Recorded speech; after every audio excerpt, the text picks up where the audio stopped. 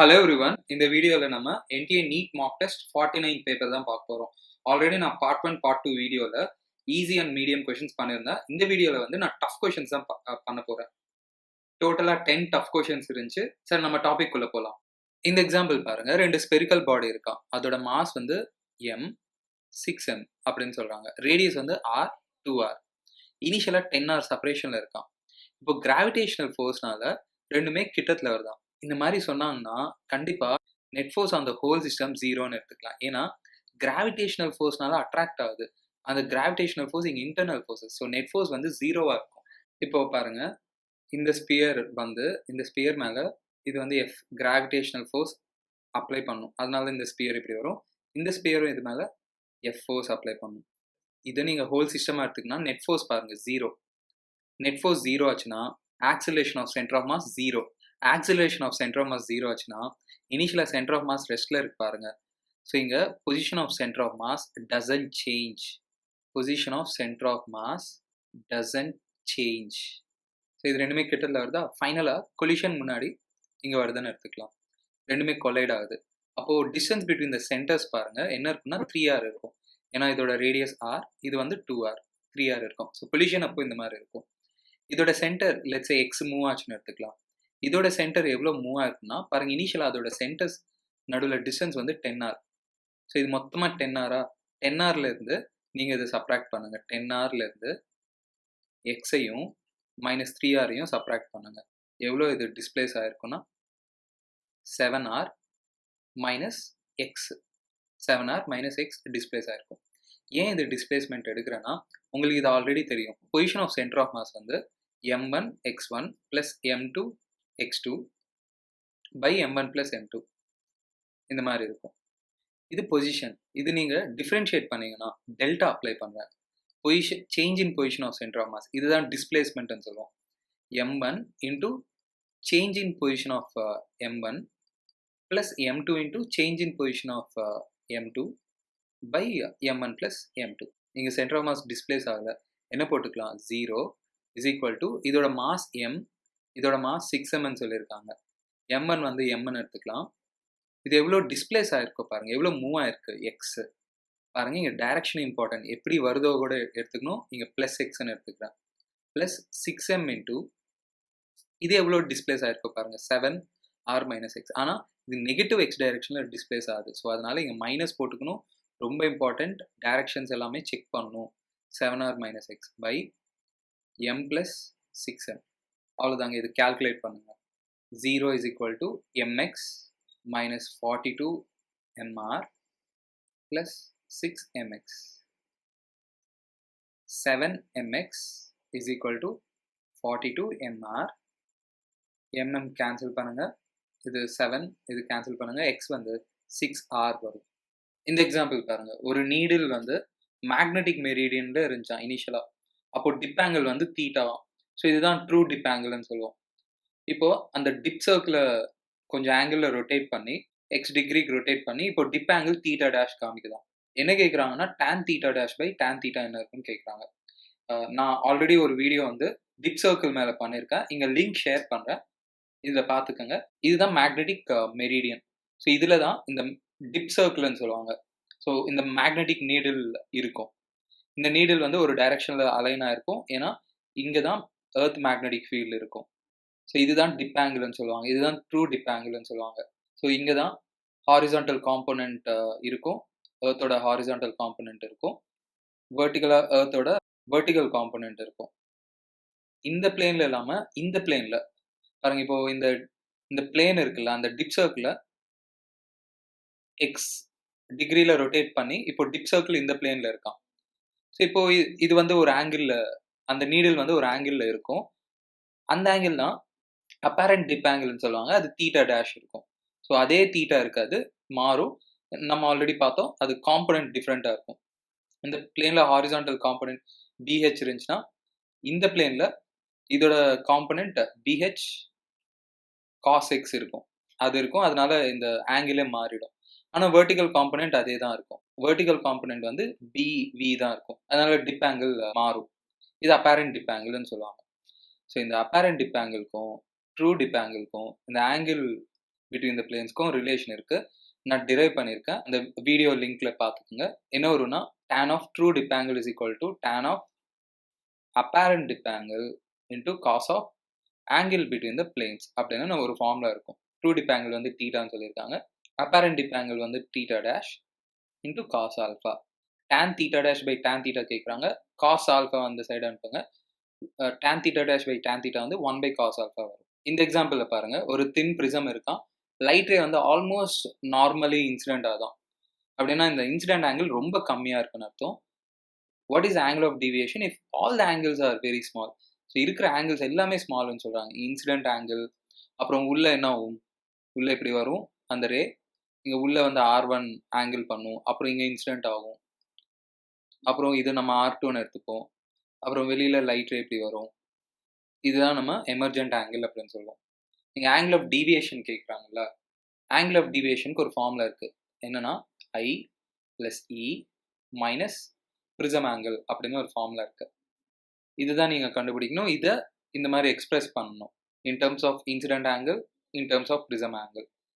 சரி, ஃபஸ்ட்டு இந்த இடத்துல ரிஃப்ராக்ஷன் நடக்குது பாருங்கள். நீங்கள் ஸ்னெல்ஸில் அப்ளை பண்ணுங்கள். இந்த மீடியம் வந்து μ1ன்னு சொல்கிறாங்க, இந்த மீடியம் வந்து μ1 சொல்கிறாங்க. ஸ்னெல்ஸில் அப்ளை பண்ணால் μ1 sin I is equal to μ sin R1. ஆனால் இங்கே ப்ரிசம் ஆங்கிள் வந்து ஸ்மால்ங்க. ஸ்மால்னால sin ஐயை நீங்கள் ஐன்னு எழுதிக்கலாம். இங்கே μ1 into I equal to μ into R1 அப்படின்னு எழுதிக்கலாம். இது ஈக்குவேஷன் 1ன்னு வச்சுக்கோங்க. அதே மாதிரி இந்த இடத்துலையும் ரிஃப்ராக்ஷன் நடக்குது பாருங்க. இந்த இடத்துலையும் நீங்கள் ஸ்னெல்ஸில் அப்ளை பண்ணுங்க. μ into sin R2 is equal to, இங்கே மீடியம் பாருங்க, μ2 into sin E. Again prism angle small. μ R2 is equal to μ2 into μ R2 is equal to μ2 into E அப்படின்னு எழுதிக்கலாம். இது ஈக்குவேஷன் 2. பாருங்க, ஆன்சர் வந்து ஐலையும் ஏலையும் தான் இருக்குது. இந்த E பதிலாக இதை சப்ஸ்டியூட் பண்ண பாருங்க. Delta is equal to I plus E பதிலாக μ by μ2 into R2 minus A. ஆனால் R2 அகெயின் நம்மளுக்கு தெரியாது. உங்களுக்கு இதை ஐடியா இருக்கணும். A is equal to R1 plus R2 அப்படின்னு ஒரு ரிலேஷன் இருக்குது. இங்கே A is equal to R1 பதிலாக என்ன போடலாம்னா μ1 by μ into I plus R2. இந்த R2வை இதில் சப்ஸ்டியூட் பண்ணணும். இப்போது இதில் R2 வந்து என்னென்னு எழுதிக்கலாம், A minus μ1 by μ into I. அதை வந்து நான் இங்கே சப்ஸ்டியூட் பண்ணுவேன். Finally delta is equal to I plus μ by μ2 into A minus μ1 by μ into I minus A அப்படின்னு எடுத்துக்கலாம். இது பாருங்கள், இந்த டேர்ம் இங்கே மல்டிப்ளை பண்ணுங்கள். இங்கே பார்த்தீங்கன்னா μ கேன்சல் ஆகும். இங்கே I காமன் எடுக்கலாம். I இன்டூ 1 மைனஸ் μ1 பை μ2 இருக்கு பாருங்க. அப்புறம் இங்கேயும் A காமன் எடுக்கலாம் பாருங்கள். நான் மைனஸ் A காமன் எடுத்தா 1 மைனஸ் μ பை μ2 அந்த மாதிரி வருது பாருங்கள். ஃபர்ஸ்ட் ஆப்ஷன் வருது பாருங்கள். இந்த எக்ஸாம்பிள் பாருங்கள், ஒரு வெசல் இருக்கான், அதில் வந்து மெர்க்யூரி ஃபில் பண்ணியிருக்காங்களாம். அந்த வெசல் கீழே ஒரு ஹோல் இருக்கான். இதுதான் அந்த வெசல்னு எடுத்துக்கலாம். இந்த வெசலில் ஒரு ஹோல் இருக்கான். அவங்க என்ன கேட்குறாங்கன்னா, எவ்வளோ மேக்ஸிமம் ஹைட் ஆஃப் மெர்க்யூரியை வந்து நம்ம வைக்கலாம், அந்த ஹோலில் இருந்து இந்த லிக்விட் வெளியில் வரக்கூடாதுன்னு கேட்குறாங்க.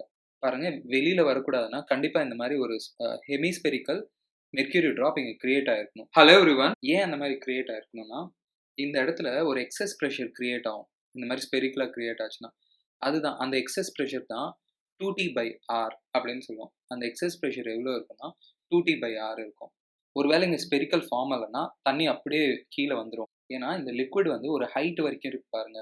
ஸோ இந்த ஹைட்னால இங்கே ஒரு ப்ரெஷர் கிரியேட் ஆகும். அந்த ப்ரெஷர் எவ்வளோ இருக்குன்னா, அந்த எக்ஸஸ் ப்ரெஷர் ρGH அப்படின்னு சொல்லுவோம். அங்கே எக்ஸ்ட்ரா ப்ரெஷர் எவ்வளோ இருக்குன்னா ρGH. அது வந்து மேலே வாட்டர்னால வர்றது. இந்த 2T/R இருக்குல்ல, அது வந்து கீழ் ஸ்பெரிக்கல் ஷேப் ஃபார்ம் ஆகிறதுனால அந்த எக்ஸஸ் ப்ரெஷரும் அந்த ப்ரெஷரும் இந்த ப்ரெஷரும் ஈக்குவலாக இருந்துச்சுன்னா கண்டிப்பாக மெர்க்யூரி வந்து வெளியில் வராது. எப்போ லிக்விட் இதுலேருந்து வரும்னா கண்டிப்பாக இந்த ρGH மேலே இந்த வாட்டர்னால கிரியேட் ஆகிற ப்ரெஷர் வந்து 2T/R விட அதிகமாக இருந்துச்சுன்னா வந்துடும். சரி, அவங்க என்ன கேட்குறாங்க, மேக்ஸிமம் ஹைட் கேட்குறாங்க. இங்கே ஹெச் தான் கண்டுபிடிக்கணும். ஹெச் வந்து 2T/R ρg அப்படின்னு வரும். சி ஆப்ஷன் வரும். இந்த எக்ஸாம்பிள் பாருங்க, ஒரு சாலிட் கியூப் இருக்கான், அதோட எட்ஜ் லென்த் வந்து ஏ. மெல்ட் பண்றாங்களாம், அப்புறம் moulded into 8 identical small solid கியூப்ஸ்ன்னு சொல்றாங்க. And then R placed one on the other அப்படின்னு சொல்றாங்க. வெர்டிகல் ஷிஃப்ட் இந்த சென்டர் ஆஃப் மாஸ் என்ன இருக்கும் பாருங்க. இனிஷியலா இதான் அந்த கியூப்னு எடுத்துக்கலாம். இதோட எட்ஜ் லென்த் வந்து ஏன்னு சொல்றாங்க. தனித்தனியா 8 கியூப் ஃபார்ம் பண்றாங்க. இதுக்கும் என்ன சேமா இருக்கும்னா வால்யூம் சேமா இருக்கும். இதுக்கு வால்யூம் எவ்வளோ? A cube is equal to 8 into இதுவும் கியூப் தானே. லெட்ஸ் இதோட எட்ஜ் லென்த் வந்து ஏ டேஷ் அப்படின்னு எடுத்துக்கலாம். A dash cube. ஒவ்வொரு கியூபோட வால்யூம் வந்து ஏ டேஷ் கியூப். அந்த மாதிரி 8 இருக்கு. வால்யூம் வந்து சேமா இருக்கும். நீங்க மெல்ட் பண்ணி மறுபடியும் டிஃப்ரெண்ட் ஷேப் பண்றாங்க. பட் ஸ்டில் என்ன சேமா இருக்கும்னா வால்யூம் சேமா இருக்கும்.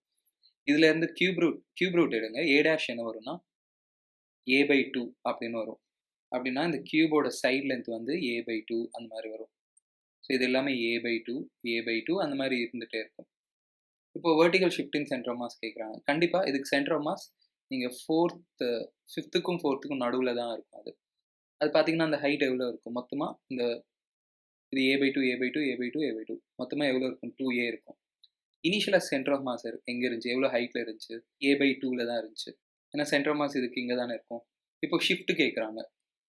ஸோ ஷிஃப்ட் என்ன ஆகும்? 2a minus a/2 3a/2 வரும் ஃபர்ஸ்ட் ஆப்ஷன்.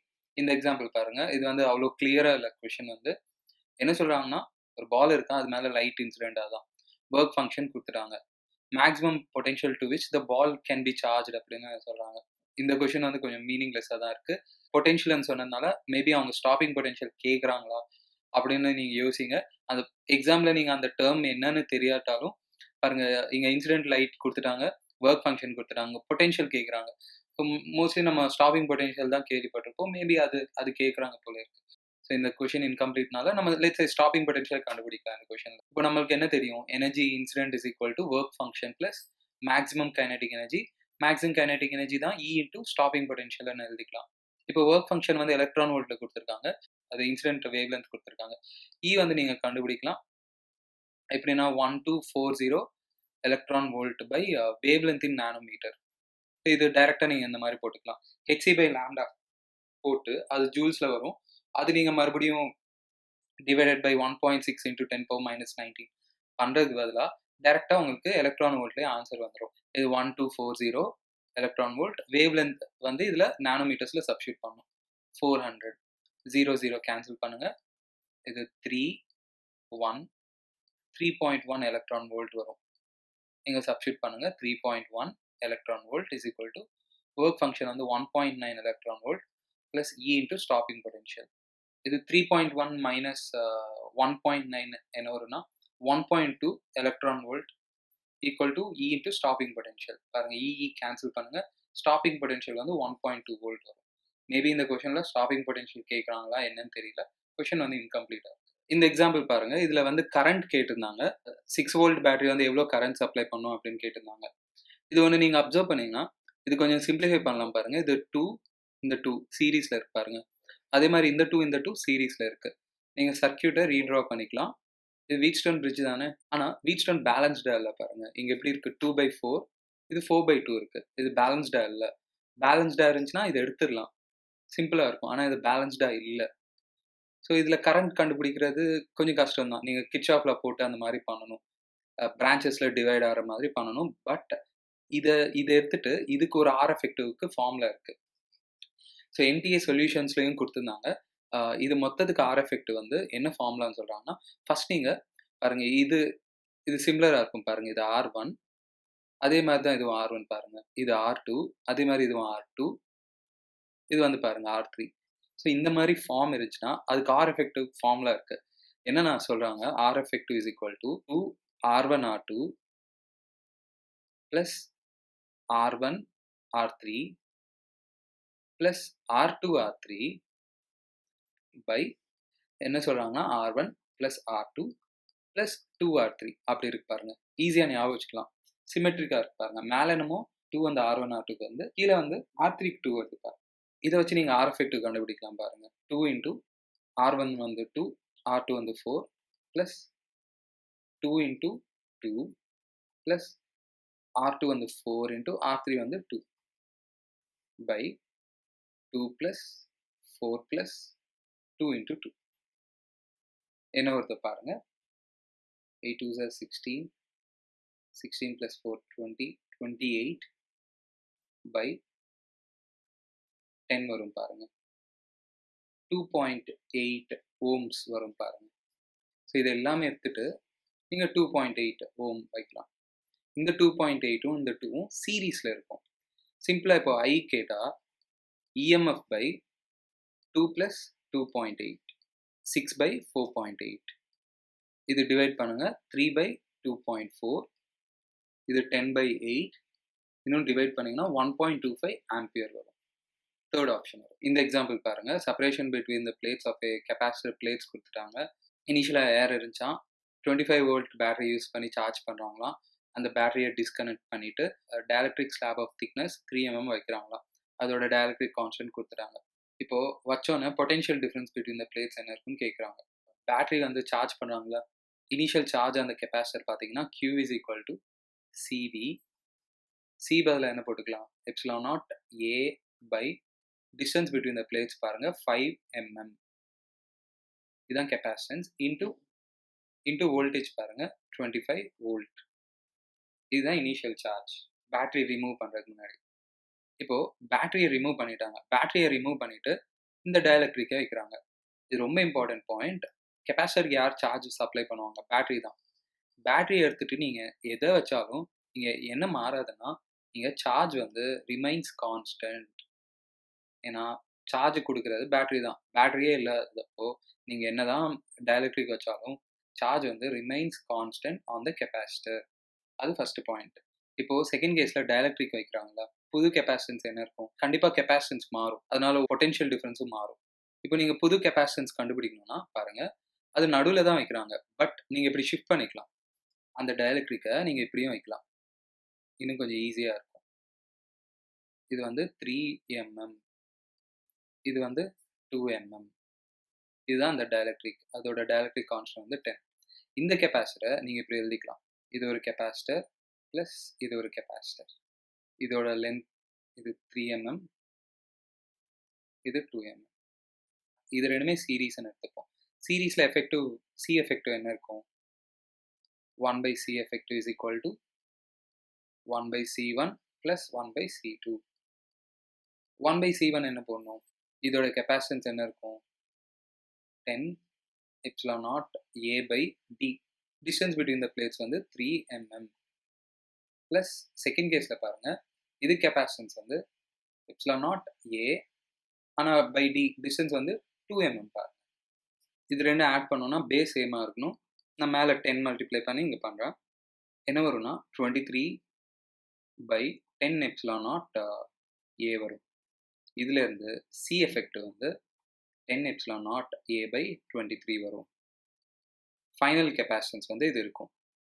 இப்போ நம்ம என்ன கண்டுபிடிக்கணும், பொட்டென்ஷியல் டிஃப்ரென்ஸ் கண்டுபிடிக்கணும். இங்கே சார்ஜ் ரிமைன்ஸ் கான்ஸ்டன்ட் இல்லை. ஸோ நான் என்ன பண்ணுறேன்னா செகண்ட் கேஸில் சார்ஜ் அதே தான் இருக்கும். கெப்பாசிட்டன்ஸ் வந்து 10 epsilon naught A by 23 into potential difference தான் நம்ம கண்டுபிடிக்கணும். அவ்வளோதான். இந்த epsilon naught A கேன்சல் பண்ணுங்கள். இந்த 5 2 5 கேன்சல் பண்ணுங்கள். B வந்து 23/2 வரும். 23/2னா 11.5 வோல்ட். தேர்ட் ஆப்ஷன் வரும். இந்த எக்ஸாம்பிள் பாருங்கள். ஒரு மோனோட்டோமிக் கேஸ் வந்து இந்த ப்ராசஸை ஃபாலோ பண்ண தான் ஆப்ஷன்ஸ் கொடுத்துட்டாங்க. ஒவ்வொரு ஆப்ஷனாக செக் பண்ணணும் நம்ம. Upon increase in pressure temperature டிக்ரீசஸ்ன்னு சொல்கிறாங்க இந்த ஆப்ஷனில். ஆனால் இங்கே ப்ரெஷர் வால்யூமில் கொடுத்துருக்காங்க, நீங்கள் மாற்றிக்கணும். P வால்யூம் பதிலாக என்ன போட்டுக்கலாம்னா nRT by pressure power 1.25 is equal to constant equal to இதில் பார்த்தீங்கன்னா T power 1.25 divided by P power 0.25 வரும் பாருங்கள். ஏன்னா இங்கே P power 1, இங்கே P power 1.25 equal to some constant. இது 1.25னா நீங்கள் 5/4 அப்படின்னு எழுதிக்கலாம். இஸ் ப்ரப்போர்ஷனல் டு ப்ரெஷர்னா நீங்கள் 1/4 அப்படின்னு எழுதிக்கலாம். இது நீங்கள் 4th ரூட் பண்ணிங்கன்னா T power 5 is proportional to P அப்படின்னு இருப்பாருங்க.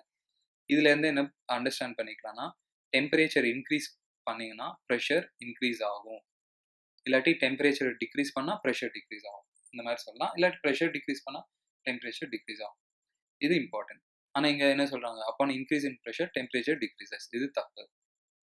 செகண்ட் பாருங்க, upon increase in pressure heat is absorbed by the gas அப்படின்னு சொல்கிறாங்க.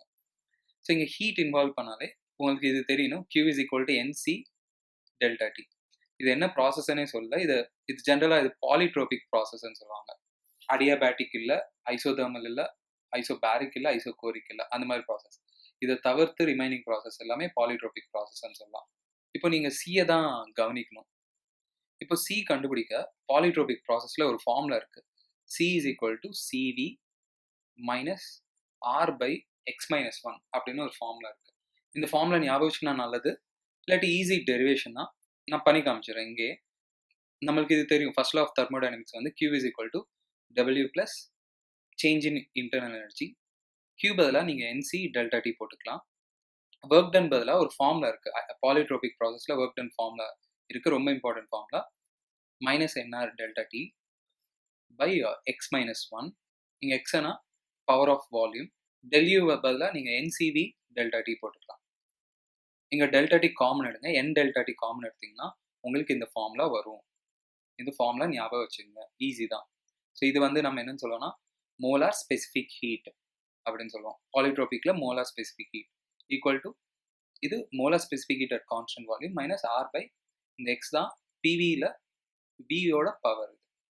இந்த ப்ராசஸில் சி கண்டுபிடிங்க. சி வந்து மோனோட்டாமிக் கேஸ்ன்னு சொல்லியிருக்காங்க. மோனோட்டாமிக் கேஸ்க்கு சிவி என்ன இருக்கும், 3/2 R மைனஸ் R பை இது வந்து 1.25 மைனஸ் 1 0.25 வரும். 0.25னா 1/4, 1/4 மேலே போனால் 4 ஆகும் பாருங்க.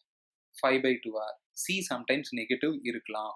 இதுக்கு மீனிங் என்னன்னா, இப்போ டெம்பரேச்சர் ஏற்றுனா Q என்ன ஆகும், சி நெகட்டிவாக இருக்கா, Q நெகட்டிவ்னா heat is rejected by the கேஸ்ன்னு சொல்லுவோம். Heat is rejected by the gas. So இந்த ப்ராசஸில் டெம்பரேச்சர் ஏறினா ஹீட் வந்து வெளியில் வந்துடுதான், கொஞ்சம் டிஃப்ரெண்ட்டாக இருக்கும். அதுதான் பாலிட்ரோபிக் ப்ராசஸ். அது மாதிரி டிஃப்ரெண்ட்டாக இருக்கும்.